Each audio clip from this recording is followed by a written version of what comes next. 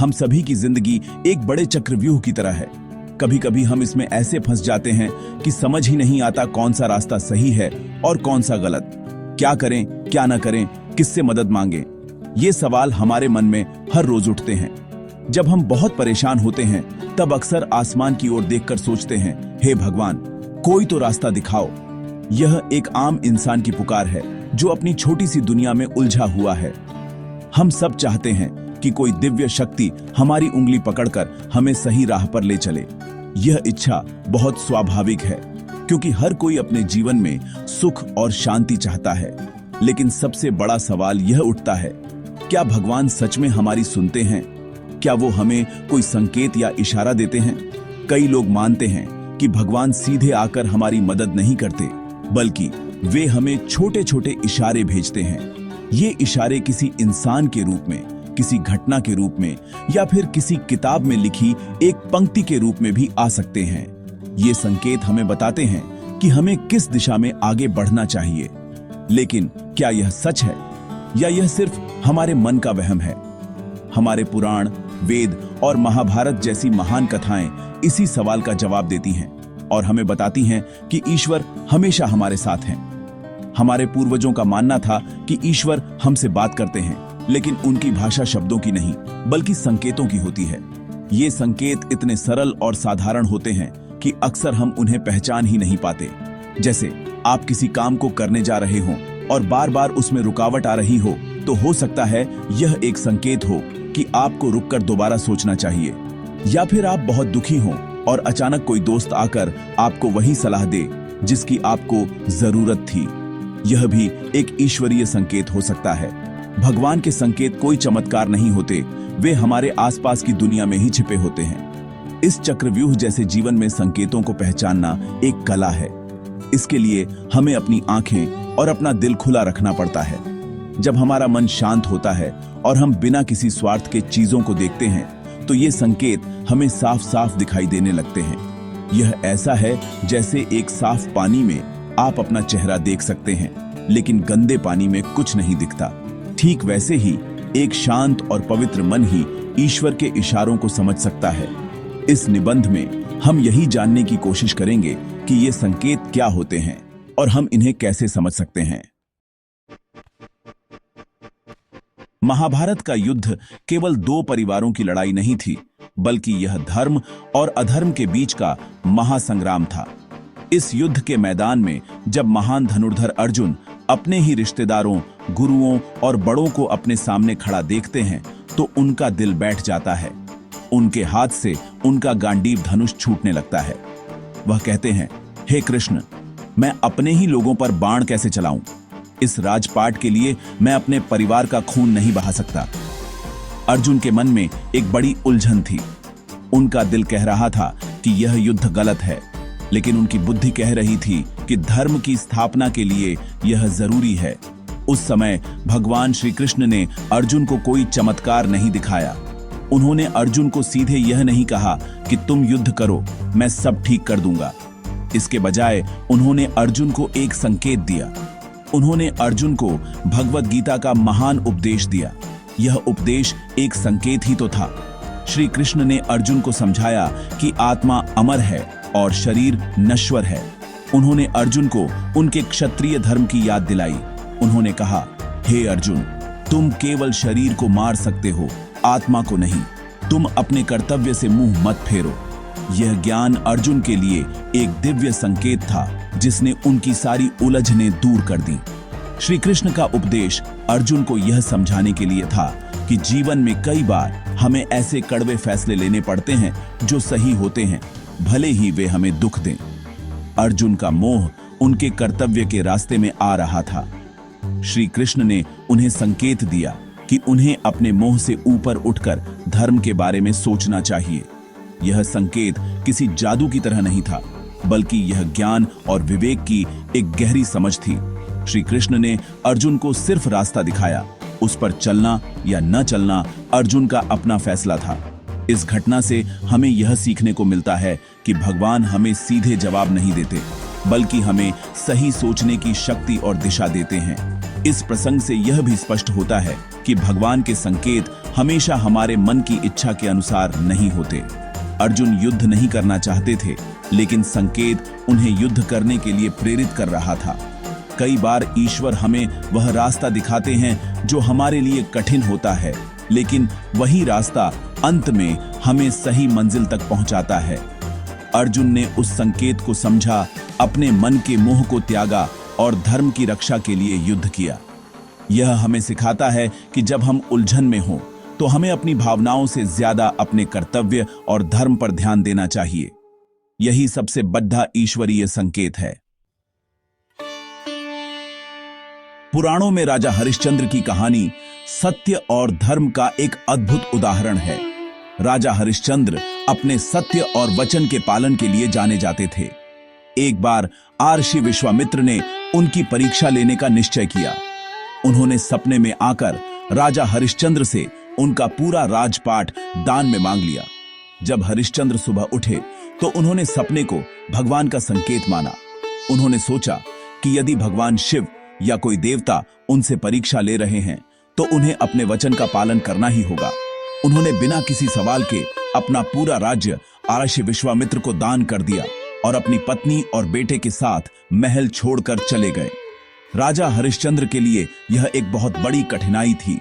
वह राजा से रंक बन गए थे, लेकिन उन्होंने इसे भगवान की इच्छा और एक संकेत के रूप में स्वीकार किया।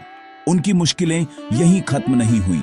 उन्हें अपनी पत्नी और बेटे को भी बेचना पड़ा और खुद एक श्मशान घाट में चांडाल के सेवक के रूप में काम करना पड़ा। हर कदम पर उन्हें दुख और पीड़ा मिली, लेकिन उन्होंने सत्य का मार्ग नहीं छोड़ा। उन्हें विश्वास था कि यह सब ईश्वर की किसी बड़ी योजना का हिस्सा है। वह हर कठिनाई को एक संकेत मानते थे कि उन्हें अपने धर्म पर और भी मजबूती से टिके रहना है। यह उनकी अटूट श्रद्धा का प्रमाण था। एक दिन उनके बेटे की सांप के काटने से मृत्यु हो गई। उनकी पत्नी रोती बिलखती हुई श्मशान घाट पर आई, लेकिन उनके पास अंतिम संस्कार के लिए कर चुकाने के पैसे भी नहीं थे। राजा हरिश्चंद्र ने अपने कर्तव्य का पालन करते हुए अपनी ही पत्नी से कर मांगा। उन्होंने अपने व्यक्तिगत दुख को अपने धर्म के आड़े नहीं आने दिया। यह उनके जीवन की सबसे कठिन परीक्षा थी। जब उनकी पत्नी अपनी साड़ी का एक टुकड़ा फाड़कर कर के रूप में देने लगी, तभी आकाश में बिजली चमकी और स्वयं भगवान प्रकट हुए। उन्होंने कहा कि यह सब उनकी परीक्षा थी और हरिश्चंद्र उसमें सफल हुए। इस कथा से हमें यह संकेत मिलता है कि जीवन में आने वाली कठिनाइयां और परेशानियां भी भगवान का ही एक संकेत हो सकती हैं।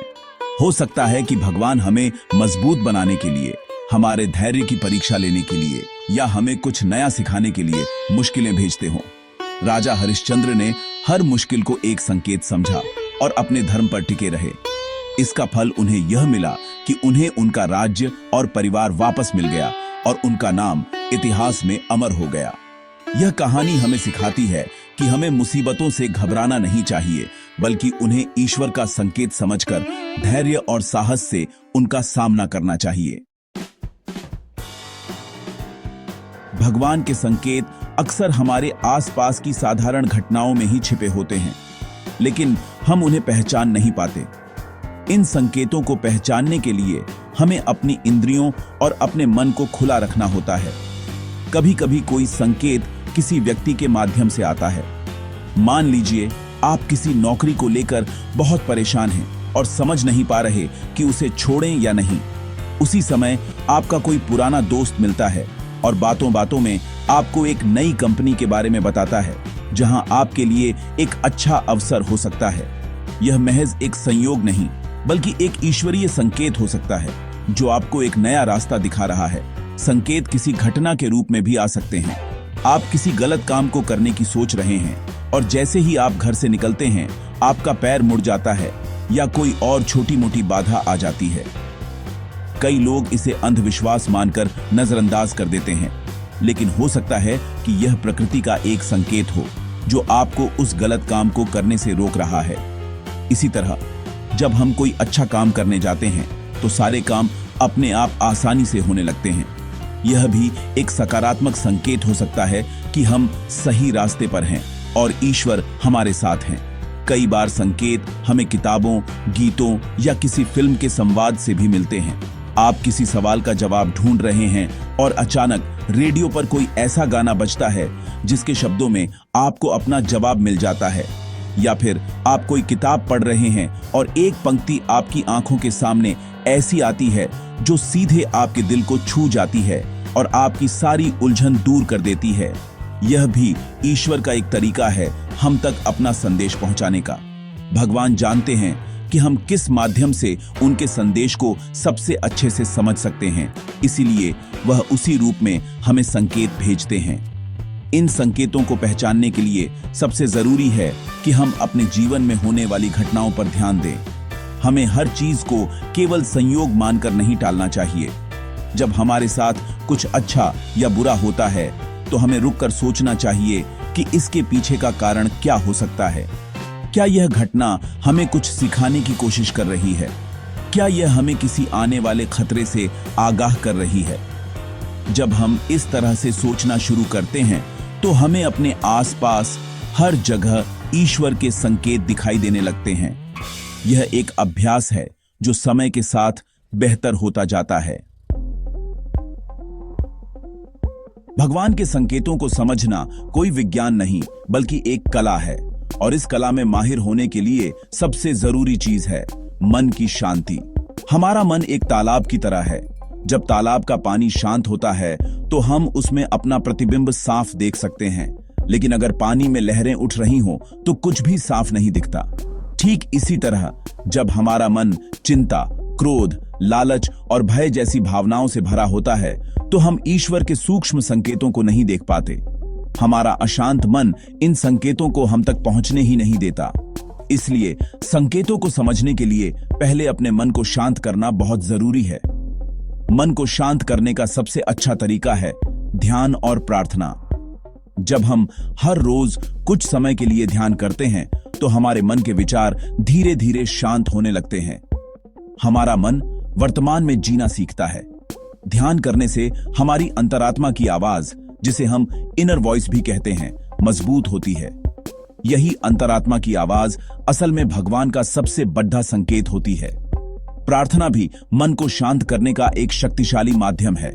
जब हम सच्चे दिल से भगवान से प्रार्थना करते हैं तो हम अपनी सारी चिंताएं और परेशानियां उन्हें सौंप देते हैं। इससे हमारा मन हल्का हो जाता है और हम संकेतों को ग्रहण करने के लिए तैयार हो जाते हैं। मन की शांति के साथ साथ श्रद्धा या विश्वास का होना भी बहुत जरूरी है। अगर हमें यह विश्वास ही नहीं होगा कि भगवान हमें संकेत भेजते हैं तो हम उन्हें कभी नहीं देख पाएंगे। श्रद्धा एक खिड़की की तरह है जिसे खोलने पर ही बाहर की रोशनी अंदर आ सकती है। अगर हम हर घटना को सिर्फ तर्क और विज्ञान की कसौटी पर तौलेंगे तो हम जीवन के आध्यात्मिक पहलू को कभी नहीं समझ पाएंगे। हमें यह मानना होगा कि इस ब्रह्मांड में एक ऐसी शक्ति है जो हमारा मार्गदर्शन करती है। जब हम इस विश्वास के साथ जीवन जीते हैं तो हमें हर जगह उस शक्ति के संकेत दिखाई देने लगते हैं। यह कला धीरे धीरे विकसित होती है। ऐसा नहीं है कि आप आज ध्यान करना शुरू करेंगे और कल से आपको संकेत मिलने लगेंगे।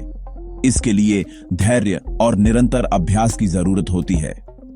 हमें अपने मन को प्रशिक्षित करना पड़ता है कि वह छोटी छोटी चीजों पर ध्यान दे। हमें अपनी भावनाओं को समझना सीखना होगा। जब कोई विचार या एहसास हमारे मन में बार बार आए तो हमें उस पर गौर करना चाहिए। हो सकता है कि वही ईश्वर का संदेश हो। एक शांत, श्रद्धालु और जागरूक मन ही ईश्वर की भाषा को समझ सकता है और उनके द्वारा दिखाए गए मार्ग पर चल सकता है। जिस तरह अर्जुन ने श्री कृष्ण के संकेत को समझकर धर्म का मार्ग चुना, उसी तरह महाभारत में एक और पात्र था जिसने हर संकेत को नजरअंदाज किया, और वह था दुर्योधन। दुर्योधन के जीवन में कई ऐसे मौके आए जब भगवान और नियति ने उसे संकेत दिए कि वह गलत रास्ते पर है। जब पांडवों ने केवल 5 गांव मांगे तो यह एक संकेत था कि युद्ध को टाला जा सकता है और शांति स्थापित की जा सकती है। लेकिन दुर्योधन ने अपने अहंकार और हठ में उस संकेत को ठुकरा दिया और कहा, मैं सुई की नोक के बराबर भी जमीन नहीं दूंगा।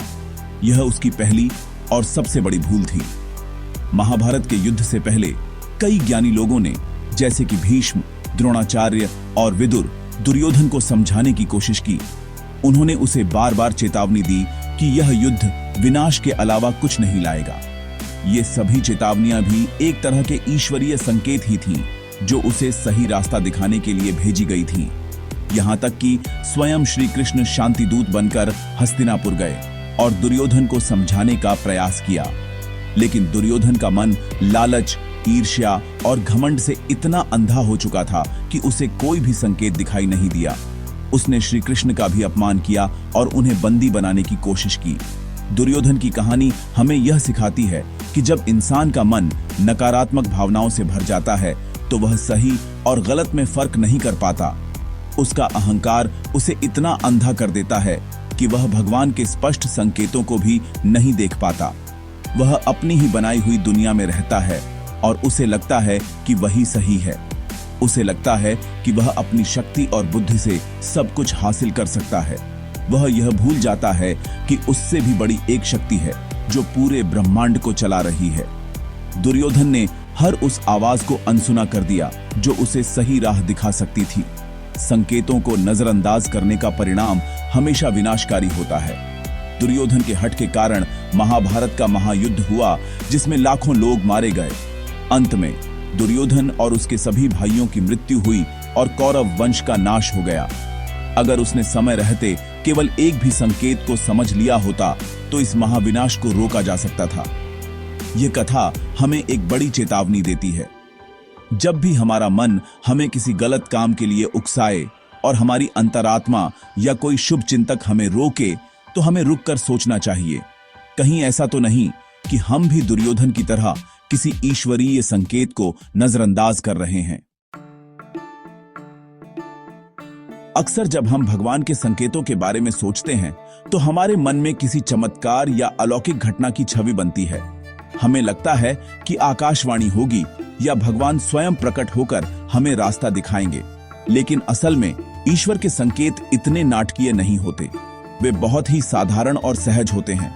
वे हमारे दैनिक जीवन की घटनाओं में ही छिपे होते हैं, जैसे एक बच्चे की निश्चल मुस्कान, किसी अजनबी की छोटी सी मदद या प्रकृति का कोई सुंदर नजारा।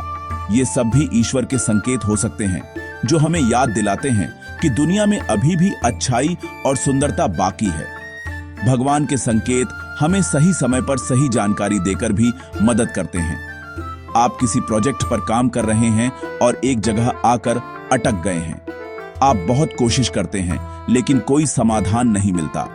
फिर आप थोड़ी देर के लिए आराम करने का फैसला करते हैं और टीवी चला लेते हैं। अचानक टीवी पर कोई ऐसा कार्यक्रम आता है जिसे देखकर आपके दिमाग में एक नया विचार आता है और आपकी समस्या हल हो जाती है। यह कोई चमत्कार नहीं है, यह एक साधारण घटना है, लेकिन सही समय पर सही जानकारी का मिलना ही ईश्वर का संकेत है।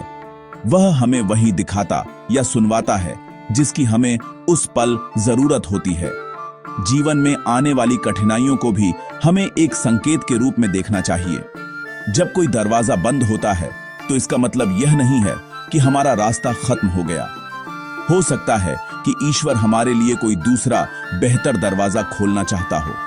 नौकरी छूट जाना, किसी रिश्ते का टूट जाना या किसी परीक्षा में असफल हो जाना, ये घटनाएं हमें दुख देती हैं, लेकिन ये हमें कुछ नया सीखने और जीवन में एक नई दिशा में आगे बढ़ने का अवसर भी देती है। ये कठिनाइयां हमें मजबूत बनाती हैं और हमें हमारी असली क्षमता का एहसास कराती है। यह भी ईश्वर का एक गहरा संकेत है।